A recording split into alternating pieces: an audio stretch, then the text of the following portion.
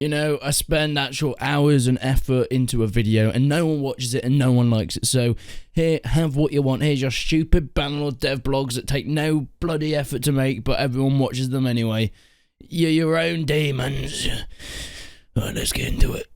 Quickly before I get into the video, make sure you check the links out into the description to go into Aniba Games. You can get some great deals on pretty much any game. I mean, Kingdom Comes Limited £17 and it's like 40 quid on Steam, so it's sort of a no-brainer. All the Total War games, pretty much any Steam games, but not even just Steam games. Any platform, Xbox, PS4, whatever. You can click the links in the description and support the channel. I mean, Mountain Blade, the full collection is like £3 and that's got everything in, so I mean, you might as well. Make sure you go and use code RESONANT to get a 3% discount. Links in the description, and if you register now, which you don't have to, but you can, you also get another euro off it. So that's something you can do if you have the time and want to support the channel. In today's Bannerlord devlog, we're looking into some of the heat maps for Mountain Blade. Now, this is not something that will interest a lot of people, so if you're not interested in pictures like this and this, leave the video now. But if you are, let's get further into the video. Well, of course, there's a lot of people, not just you, living in Kalradi. The whole world is alive and trying to create an immersive experience to bring people into the game. They'll be passing armies, looters, bandits, villagers, traders, merchants, pretty much anything, even up to bards and lords just wandering around with their armies and companions. There'll be everyone you can think of that you can interact with and use, but they're not just randomly walking around. There's a certain way to it. And here we can see how the AI in Mountain Blade 2 Bannerlord goes through this process and how they react and how they walk around and live their lives in Kalradia. Now we can see this in production and trading. We all know that this is a big part of the game with the economy. You can create a whole economy with your faction, or you can be a trader yourself. You can even destroy the economy of another person's faction to limit their troop travel, to limit their economy, and completely screw over a neighboring faction. But what happens with the units and the resources within these trading and caravans and parties and things like that?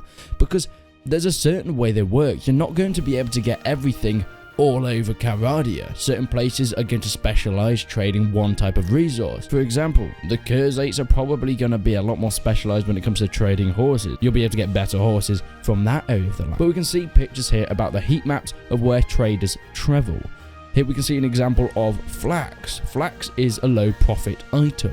It's not the most valuable thing in Kalradia, which means there isn't a high demand for it. As you can see, it is made up in the north, and there's a lot of trading around the north of flax because that's where people need it.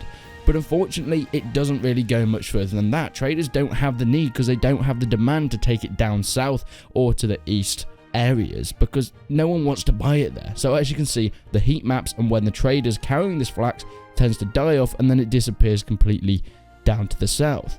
But flax can be made into linen, which is a much more valuable resource, and we can see the heat map here of the linen. There's a lot of places, as you can see, the connecting to the cities almost like a dot to dot, with the cities being the dots and the traders' route being the lines. They go to each city selling this linen, and as you can see, because linen is much more valuable, it is wanted way more across Kalradia. It will be going from the north to the south to the east and west and all across the land, as you can see from this sort of dot to dot maps. But this is not just with traders, this is the same with parties. There'll be heat maps with lords and things, and you'll be able to see where the lords travel.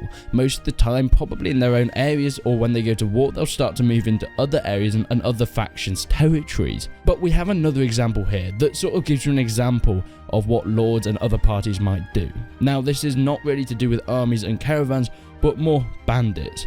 Of course, bandits aren't extremely powerful. They prey more on the weak. They'll prey on the villagers, the caravans, traders often, but not necessarily going and taking out lords. You'll see when you're walking around Bannerlord, it was the same as in Warband. You'll often see a lord or a count going around and fighting a bandit group as you walk past. And this is why bandits try and avoid them, because of course they're going to get completely destroyed.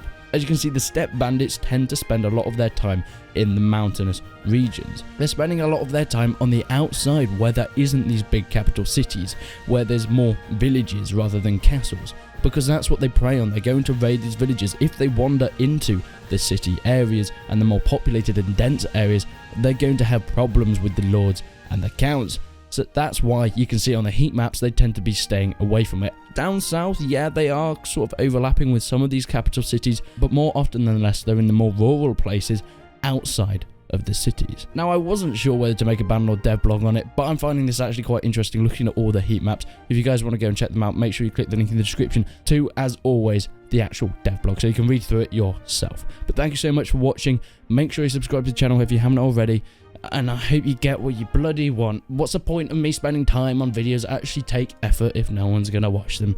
So here is your Bannerlord dev blog that literally took me about 30 minutes to make. Thank you for watching, and until then, I will see you in the next one.